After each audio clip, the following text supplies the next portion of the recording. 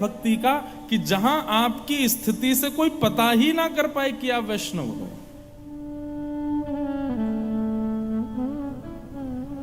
व्यक्ति को या तो उस तरफ ही होना चाहिए कि वो पूर्ण रूपेण दिखे कि वो कृष्ण का है, और या फिर इस तरफ ही होना चाहिए कि किसी को पता भी ना चले, घर वालों को भी ना पता चले कि ये कृष्ण भक्त है। दो पक्ष, बीच के नहीं रहना चाहिए। कुछ उधर भी रहा, कुछ इधर भी रहा। ये लुढ़कने लोटा की तरह नहीं रहना है।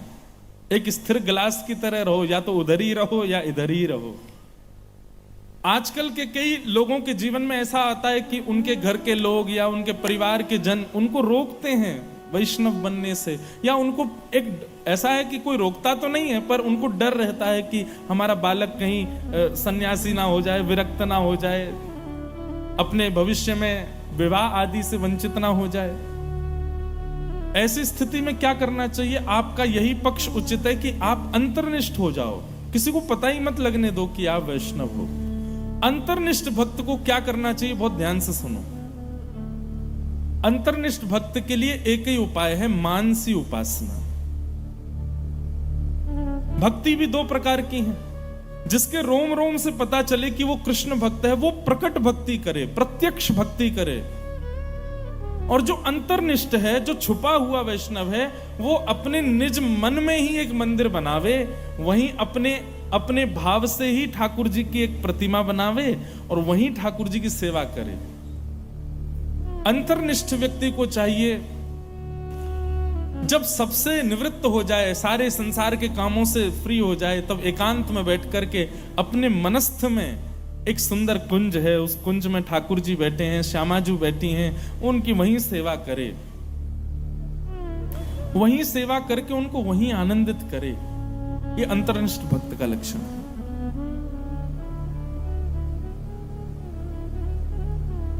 तो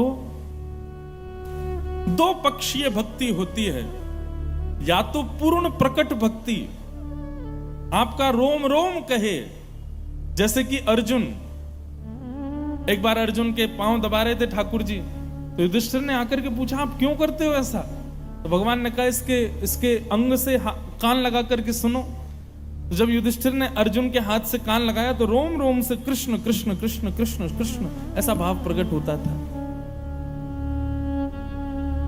या तो रोम रोम कहे, आपकी स्थिति अपने आप बता दे कि आप कृष्ण के हो, और या फिर इतने अंतर्निष्ठ हो जाओ, इतने गोपनीय हो जाओ, इतने ज्यादा मानसी में चले जाओ कि बाहर के किसी को पता ही ना लगे कि आप कृष्ण के हो। दो भाव। एक व्यक्ति ने मुझसे पूछा, महाराज जी ठाकुर जी इतनी पीड़ा क्यों देते हैं? सब लोग बहुत सावधानी से इधर देखो, बहुत ध्यान से सुनिएगा। ठाकुर जी इतनी पीड़ा क्यों देते हैं?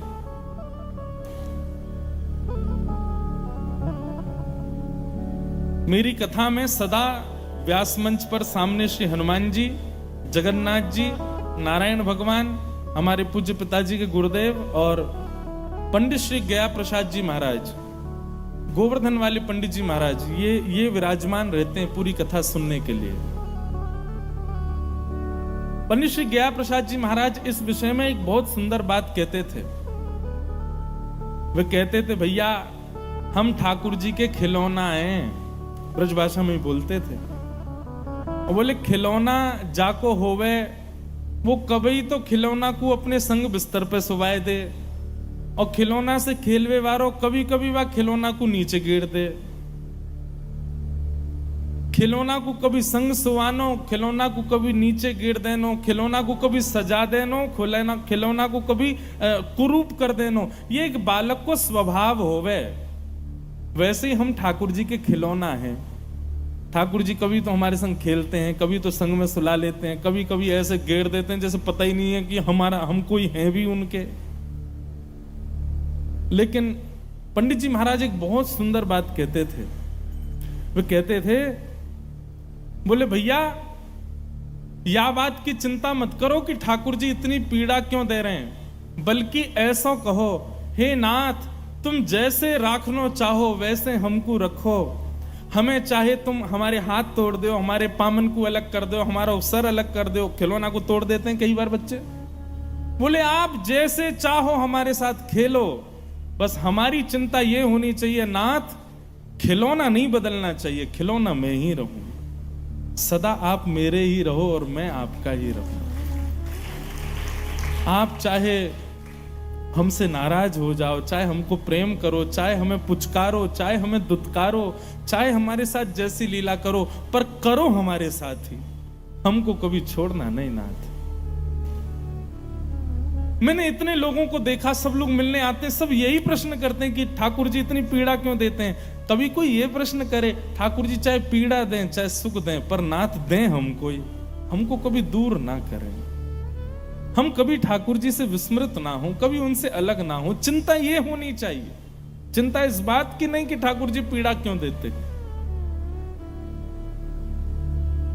कई बार आपने अनुभव किया कि आप उसी को ही ज्यादा कोसते हो, उसी को ही ज्यादा टोकते हो जो अपना होता है। आपका अपना पुत्र कुछ गलत करे तो आप हाथ तक उठाते हो, लेकिन दूसरे का पुत्र कुछ भी करे आपको कोई फर्क नहीं पड़ता।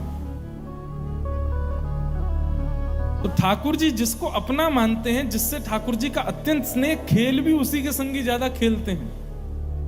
और कई बार तो महाराज ऐसे ऐसे खेल खेलते हैं ठाकुर जी, एक खेल ठाकुर जी का पूरा नहीं होता, दूसरा खेल तैयार खड़ा रहता है सामने। एक पीड़ा हमारी पूर्ण नहीं होती, दूसरी पीड़ा आ जाती है। ये ठाकुर जी का किलोल है, ठाकुर जी का खेल है हमारे साथ। इससे चिंतित मत हो, इससे पीड़ा में मत आओ। बस ठाकुर जी से ये प्रार्थना करो, हे नाथ चाहे जैसे रखो, पर रखना अपनी शरण में। कभी आपकी शरण हम छोड़े ना, कभी आप हमको छोड़ो ना, बस यही बात। चिंता इस बात की रखना बस। आइए, आज कथा क्रम भी बहुत ज्यादा है, बहुत सारा है। हम लोग प्रयास करेंगे बड़े भाव से आज नंदोत्सव की ओर प्रस्थान करें। बोलो वृंदावन बिहारी लाल की जय। कुंती ने भगवान की स्तुति गाई, कुंती ने भगवान की स्तुति गाकर के भगवान से विरह मांगा। हे नाथ, आप मुझ पर केवल इतना अनुग्रह कर दीजिए, आप केवल मुझ पर इतनी कृपा कर दीजिए कि सदा आपकी याद मेरे चित्त में बनी रहे, और उस याद को बनाए रखने के लिए आप मुझे विरह प्रदान करो। क्योंकि विरह में, संकट में, कष्ट में ठाकुर जी की याद ज्यादा आती है। दुख में सुमिरन सब करें, सुख में करे न को, जो सुख में सुमिरन करे तो दुख काहे को। भैया सत्यता तो इस बात की है कि आप 24 घंटा ठाकुर जी का स्मरण करो। परंतु भक्ति का मतलब ये नहीं होता कि आप सब छोड़ दो, सब त्याग दो, सबसे। भक्ति का मतलब ये होता है 24 घंटा ये ना केनाप्युपायेन मनः कृष्णे निमेषयेत्, आपके चित्त में ठाकुर जी की स्मृति बनी रहे। एक क्षण के लिए भी आप भूलो ना उनको। और ये न भूलने वाली क्रिया जैसे संभव हो सके वैसा प्रयास करो। आप जिससे ठाकुर जी को ना भूल सको वो क्रिया जैसे हो वो करो, बस ठाकुर जी को भूलो मत एक क्षण के लिए भी। गोपियां गोपी गीत में कहती हैं, बोले नाथ आपको देखते देखते एक क्षण के लिए पलक झपक जाती हैं, तो हमको ऐसा लगता है 3 युग बीत गए। और हम लोग कितने कितने दिन व्यतीत हो जाते हैं, ठाकुर जी का नाम स्मरण नहीं करते, ठाकुर जी को याद नहीं करते, ठाकुर जी की कथा नहीं सुनते, ठाकुर जी की पूजा सेवा नहीं करते। ऐसा नहीं, भक्ति को केवल इतना समझिए कि आप हर क्षण प्रति क्षण ठाकुर जी को याद करो। बस हर समय ये विश्वास आपके चित्त में बना रहे। जैसे विवाह होने के बाद पत्नी के मन में ये सदा रहता है कि मैं इनकी हूं, और पति को यह रहता है मैं इसका हूं। बच्चों को यह पता रहता है कि मैं माता पिता का हूं, माता पिता को पता रहता है ये बालक हमारा है। वो कभी भूलते नहीं इस बात को। ठीक वैसे ही हम भी कभी भूलें ना कि हम ठाकुर जी के हैं। कभी भी ये विस्मृति ना हो, 24 घंटे मन में ये विश्वास अटूट बना रहे। आपको हम सत्य बता रहे हैं, फिर कुछ करने की आवश्यकता नहीं, कुछ मत करो, बस ये विश्वास सदा बना रहे चित्त में कि हम श्याम सुंदर के हैं, हम ठाकुर जी के हैं, बस। और ये विश्वास जिस क्रिया से बनता है, जिस क्रिया से पुष्ट होता है, वही क्रिया आपके लिए भक्ति है। उसको करो, उसको बनाए रखो।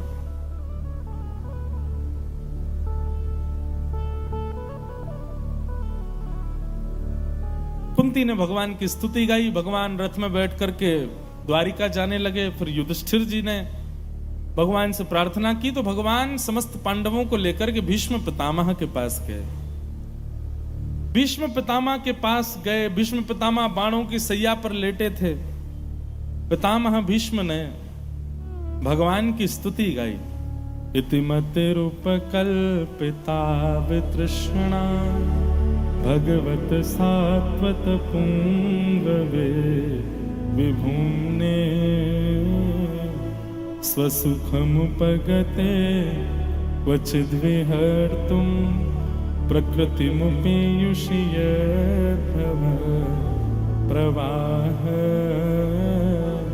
त्रिभुवनकमनं कमालवर्णं रविकर गौरवराम्बरं दधाने वपुरलककुला व्रताननाब्जं विजय सखेरतिरस्तु वद्या। भीष्म पितामह ने भगवान की स्तुति गाई और स्तुति का केवल एक उद्देश्य रखा। बोले नाथ, मैं अपनी मति आपको अर्पित करना चाहता हूं और उस मति को अर्पण करने के लिए भीष्म पितामह ने जो स्तुति गाई, उस स्तुति में कई भाव उन्होंने कहे। बोले मति किसी और को देनी ही नहीं चाहिए, अपना मन किसी को भी नहीं देना चाहिए। मन सदा केवल और केवल श्याम सुंदर को प्रदान करो। बंधुओं, आपके संबंध का अधिकारी कोई भी बन जाए, आपके भाव का अधिकारी कोई भी बन जाए, पर आपके प्रेम का अधिकार, आपके मन का अधिकार केवल और केवल ठाकुर जी को होना चाहिए, उसके अतिरिक्त किसी को नहीं। हम लोगों ने अपने मन को इतना वितरण कर दिया है, इतना बांट दिया है कि अब ठाकुर जी को अर्पित नहीं कर पाते। इसलिए कुछ भी संसार को प्रदान करो, पर मन केवल और केवल ठाकुर जी को देना है। गोपियां कहती हैं उद्धव जी से, मन ना रहे 10-20 एक हथों सो गयो श्याम संग को राधे कोई मन ना रहे 10-20। गोपियां कहती हैं उद्धव, तुम हमको समझाने के लिए आए हो और हमसे यह कहने के लिए आए हो कि परब्रह्म को भूल जाओ, श्री कृष्ण को भूल जाओ, वो साक्षात परब्रह्म है, उनको भूल करके मन कहीं और लगा लो। अरे मन कोई 10-20 थोड़ी होते हैं उद्धव, एक ही मन होता है और वो एक मन हमने कृष्ण को दे दिया। सो गयो श्याम संग, कन्हैया ले गयो हमारो मन। अब वो मन हम किसी और को कैसे दे सकते हैं?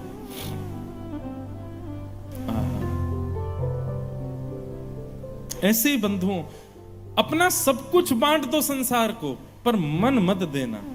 मन तो केवल श्याम सुंदर को दो, मन तो केवल श्री कृष्ण को दो।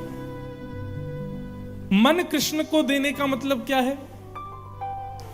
ये जो बात बात पे हम कहते हैं ना, ऐसा करने का मन कर रहा है, वहां जाने का मन कर रहा है, ये खाने का मन कर रहा है, ये पहनने का मन कर रहा है, फिर ये खाना पीना जाना आना, इन सब स्थानों पर केवल कृष्ण ही हो, तो समझो मन कृष्ण को दे दिया। वृंदावन जाने का मन कर रहा है, श्री राधा रमण जी की कुलिया पाने का मन कर रहा है, बिहारी जी को देखने का मन कर रहा है, कथा सुनने का मन कर रहा है, वृंदावन के सुंदर फूल बंगले की सुगंधी लेने का मन कर रहा है। अरे भैया गर्मी तो पड़ रही है, पर वृंदावन की गर्मी भी बढ़िया लगती, वहां की गर्मी लेने का मन कर रहा है। मतलब आपके सर्वांगीण अंग, सर्वांगीण स्थिति का मन कोई और नहीं, केवल कृष्ण हो जाएं, तो समझो आपने अपना मन दिया और ठाकुर जी ने उसको स्वीकार भी कर लिया है। आपसे कोई कहे चलो मुंबई का वो फलाना स्थान है, वहां पे कुछ हो रहा है, वो देखने चल, हमारा मन नहीं है। अच्छा उल्लासनगर में कथा, चलो हाँ वहां चलो, मन कर रहा है, हमारा सुनने का मन हो रहा है। बाकी जगह तो आप जाओ, पर व्यवहार निभाने जाओ, पर मन से कहीं जाओ तो वो कृष्ण संबंधी स्थान पर जाओ, तो समझो आपका मन ठाकुर जी ने स्वीकार कर लिया। दर्शन को नैना तपे, वचन सुनन को कान, मिलवे को हियरा तपे, हिय के जीवन प्राण, गोवर्धन वासी सांवरे, तुम बिन रयो न जाए।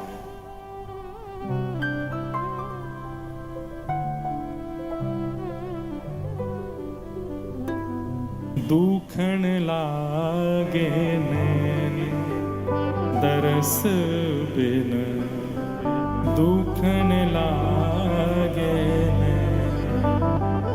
आंखों में जलन होने लग रही है, डॉक्टर को दिखा लाए, बोले क्या हो गया, ड्रॉप डालो, बोले कुछ नहीं हो रहा, ठीक ही नहीं हो रही है। बोले क्यों? बोले ठाकुर जी को देखे बगैर हमारे नेत्रों में जलन हो रही है। बोले ठाकुर जी को दिखाओ, श्री कृष्ण को दिखाओ, वो दिखेंगे तब हमारे नेत्रों की पीड़ा दूर होगी।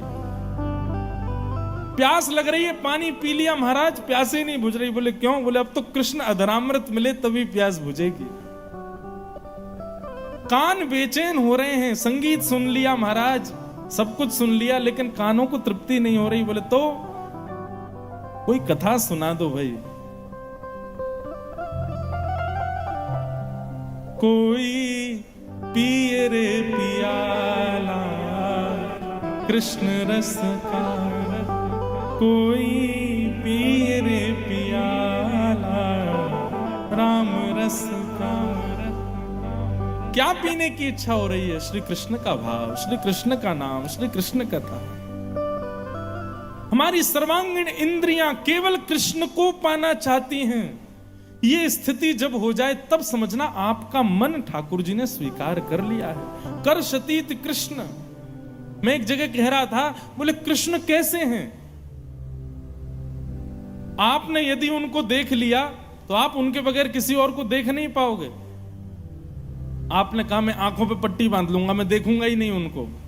बोले देखोगे नहीं तो वो ऐसे मधुर वाणी बोलेंगे कि उनका शब्द सुन लिया तो आप उनके हो जाओगे। आप कहोगे मैं उंगली लगा लूंगा कानों में, सुनूंगा ही नहीं, तो फिर उनके तन की ऐसी सुगंधी आएगी कि सूंघ करके उनके हो जाओगे। आप कहोगे नाक बंद कर लोगा, फिर वो अपने हाथ से अपना अधरामृत का कुछ ऐसा कण आपको खिला देंगे कि चाख करके उनके हो जाओगे। आप कहोगे मुंह भी बंद कर लूंगा, फिर कुछ नहीं तो श्री कृष्ण का स्पर्श करके हवा ने अगर आपका स्पर्श कर लिया तो उनके हो जाओगे। कहां तक बचोगे? कर शतीत कृष्ण। वो जब मन बना लेते हैं किसी को अपना करने का, तो फिर वो उसके सारे रास्ते बंद हो जाते हैं भागने के। वो कैसे ना कैसे करके उन्हीं का ही रहेगा, उन्हीं का ही हो जाएगा। और इसी को कहते हैं कि ठाकुर जी ने मन स्वीकार कर ले। दो यहां पर भी दो स्थिति है, मन देना और एक है कि ठाकुर जी चाहे तुम जो कर लो, मन उन्होंने स्वीकार कर लिया है। और दोनों स्थिति में ऐसा ही होगा कि आप सर्वांगीण इंद्रियों से केवल कृष्ण को पाना चाहोगे और कुछ आपको नहीं चाहिए। भीष्म पितामह कहते हैं मेरी ऐसी ही अभिलाषा है कि मैं अब और कुछ ना मांगूं, बस आपको मांगू नाथ, आप मेरे हो जाओ, बस और कुछ नहीं चाहिए। इसलिए इति मति रूप कल्पिता तृष्णा, मेरी मति अब तृष्णा रहित हो गई है, मैं आपको इसको अर्पित करना चाहता हूं, नाथ स्वीकार कर लो। भीष्म पितामह की स्तुति सुनकर के भगवान उनसे बड़े प्रसन्न हो गए और भीष्म पितामह ने अपनी स्तुति को विश्राम करते करते एक सुंदर बात कही। क्या? ललित गति विलास बल गुहास प्रणय निरीक्षण कल्पितो रुमाना कृतमनुकृत वैत्य उन्मदान्धा प्रकृति मगन किलयस्य गोपवध्व। भीष्म पितामह मानो भगवान से कह रहे हैं कि नाथ, अब बस एक चाह मेरे चित्त में रह गई है। क्या? कि मुझे वृंदावन बसा दीजिए अगले जन्म में, ताकि वृंदावन रह करके मैं भी वहां की कोई गोपी बन जाऊं और गोपी बन करके मैं भी मक्खन दूध दही निकाल करके अपने घर में रखूं और प्रतीक्षा करूं कि आप चोरी करवे कब आओगे, आप वह मक्खन को हरण करवे कब आओगे। आपकी वो ललित गति, आपकी वो ललित गति चाल जिसमें आप टेढ़ी मेढ़ी चाल चल करके चलते हैं नाथ, उस ललित गति का मुझको दर्शन करना है। बंधुओं एक बात बताऊं, भगवान के बहुत सारे रूप हैं, लेकिन सबसे सुंदर रूप ठाकुर जी का ललित त्रिभंगी स्वरूप ही है। ठाकुर जी की वो चाल, ठाकुर जी की वो ढाल।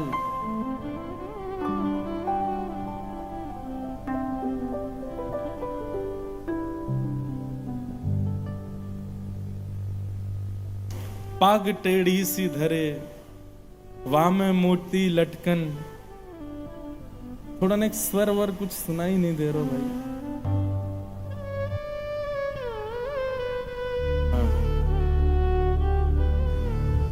पाग टेढ़ी सी धरे। ठाकुर जी वृंदावन में कैसे हैं, दर्शन करो अपने अंदर। पाग टेढ़ी सी धरे और उस टेढ़ी पाग पे भी वापे मोती लटकर डोले ब्रज कुंजों में, डोले श्री वृंदावन में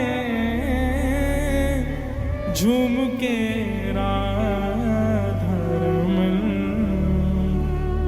पाग टेढ़ी सी धरे, पाग टेढ़ी सी धरे।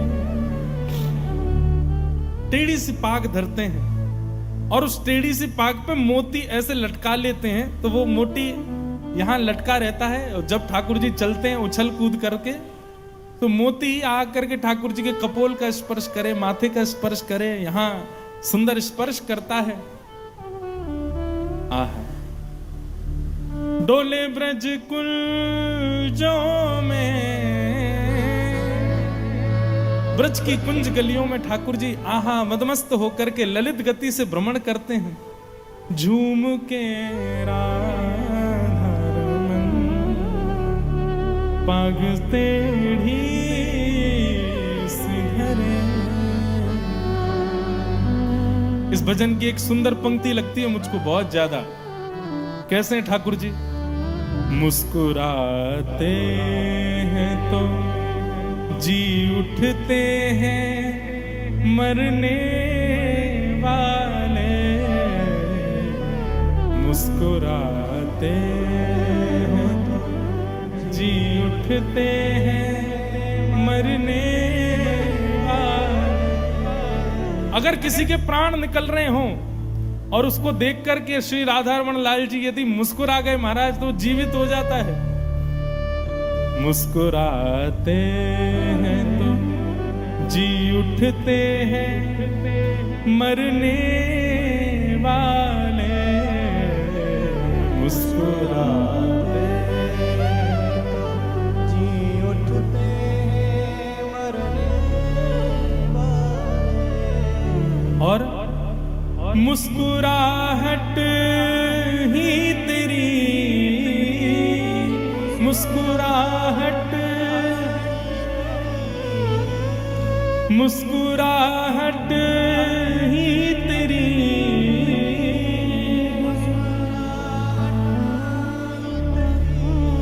कैसी है, करती जीते जी मरण, पग टेढ़ी सिधरे, पग टेढ़ी सिधरे। विश्व पितामह कहते हैं, नाथ मुझे आपके उस ब्रज के रूप का दर्शन करना है, क्योंकि आपके सारे रूपों में आपका ऐश्वर्य दिखता है, परंतु आपका जो ब्रज का रूप है वो परम सुख देने वाला है। कृपा करके मुझको उस ब्रज के रूप का दर्शन कराओ। और ब्रज के रूप का स्मरण करते करते करते भीष्म पितामह ने अपने प्राणों का परित्याग कर दिया। अगर इस भाव को हम माने तो ऐसा लगता है कि भीष्म पितामह आज भी वृंदावन में कोई गोपी के वेश में ही भ्रमण कर रहे होंगे। महाभारत युद्ध में भीष्म पितामह जैसा योद्धा नहीं हुआ। अद्भुत भक्ति भीष्म पितामह की। ऐसे पितामह को हम प्रणाम करते हैं। उन्होंने भगवान की बड़ी सुंदर स्तुति गाई और फिर आगे के क्रम में ठाकुर जी द्वारिका गए और यहां उत्तरा के उस बालक ने जन्म लिया जिसकी भगवान ने गर्भ में जाके रक्षा की। कल हम लोग सुन रहे थे। उसी बालक का नाम परीक्षित हुआ। कालांतर में जब भगवान अपनी लीला संवरण करके चले गए तब पांडव परीक्षित को राज्य गद्दी पर बिठा करके और अपने अपने आयुधों का त्याग करके स्वर्गारोहण को प्रस्थान कर गए।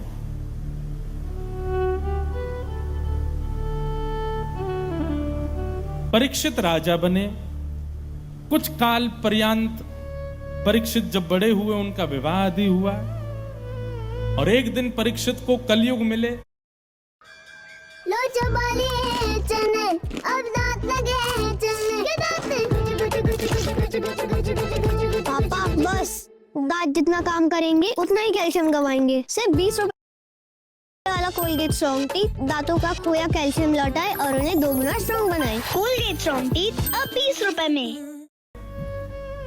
कलयुग को 5 स्थान परीक्षित ने प्रदान किए। द्यूतम पानम स्त्रियः सूना यत्रा धर्मस् चतुर्विधः पुनश्च याचमानाय जात रूप मदात प्रभो। 5 रूप प्रदान किए।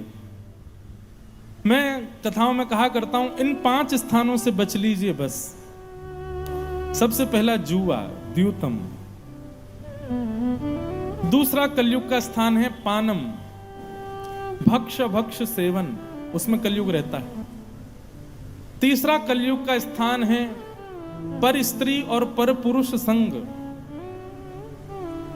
चौथा कलयुग का स्थान है हिंसा और 5वां कली का स्थान है तानपुरा थोड़ा कम। 5वां कलयुग का स्थान है बिना मेहनत से कमाया गया धन। इन 5 स्थानों से बचिए बस। लेकिन इन 5 से ही बचना बड़ा टेढ़ा काम है। अच्छा, हमें ऐसा लगता है कि व्यक्ति जुआ भले ही ना भी खेले, पानम ना भी करे, परिस्त्री संग ना भी करे, कलेश ना भी करे, हिंसा आदि ना भी करे, पर ये 5वां स्थान जो है ना कलयुग का, बिना मेहनत के कमाया गया धन, हमारे ऊपर यदि ज्यादा से ज्यादा प्रभाव कलयुग का होता है तो वही 5वें स्थान से ही होता है। क्योंकि अधिकतर लोगों की स्थिति, वैसे एक बात कहें, हम लोग कथा में बैठे ना इसलिए हमको लगता है कि अधिकतर लोग जो हैं वो द्यूतम पानम स्त्रियः सूना ये नहीं करते होंगे, पर नहीं। ये 4 दुकानों पर सबसे ज्यादा भीड़ लगी हुई है। द्यूतम जुआ बहुत खेलते हैं लोग। हम सुधरे हुए लोग बैठे हैं इसलिए हमको लगता है कि कोई नहीं खेलता होगा, पर जुआ बहुत खेला जाता है महाराज। पानम, कोविड में सब बंद हो गया लेकिन मधुशाला बंद नहीं हुई।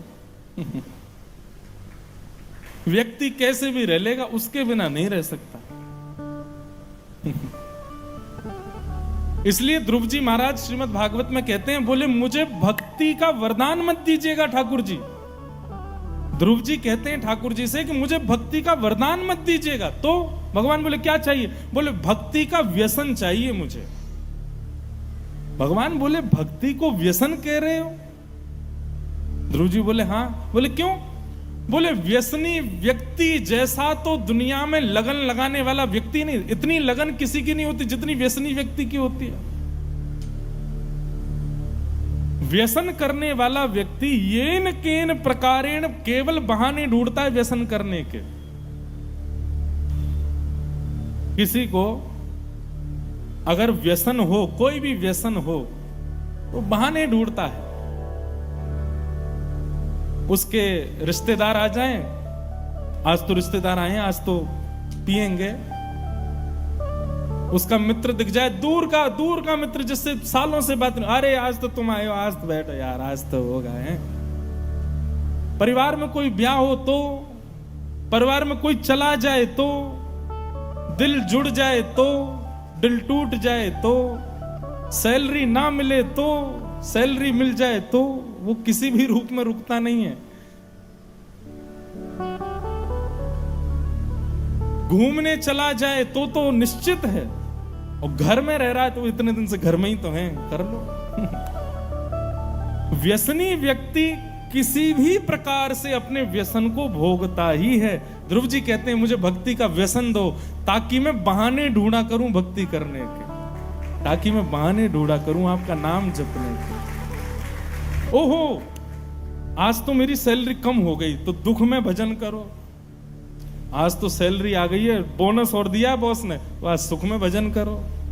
अरे आज तो मेरे मौसी के बच्चे हैं, चलो कीर्तन करेंगे। बहुत दिन हो गए अकेले घर पर पड़े, क्या करें, कीर्तन कर लो। ओहो रात हो गई, दुनिया मस्त हो रही है, मैं भी मस्त हो जाऊं, कीर्तन कर लो। ओहो सुबह हो गई, चलो कीर्तन कर लें। ये व्यसनी व्यक्ति का लक्षण है। वो व्यसनी व्यक्ति केवल बहाने ढूंढता है, वो मौके ढूंढता है अपने व्यसन को भोगने के।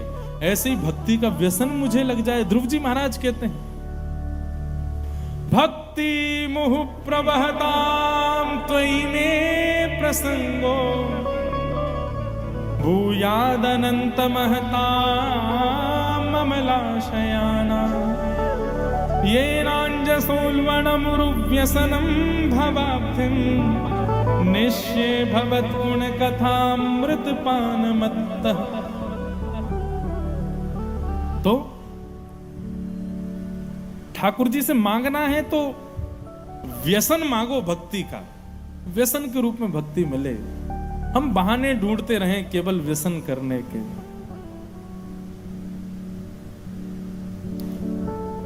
व्यक्ति को जिस चीज से प्रेम होता है ना, वो उपाय ढूंढता रहता है उसको करने के।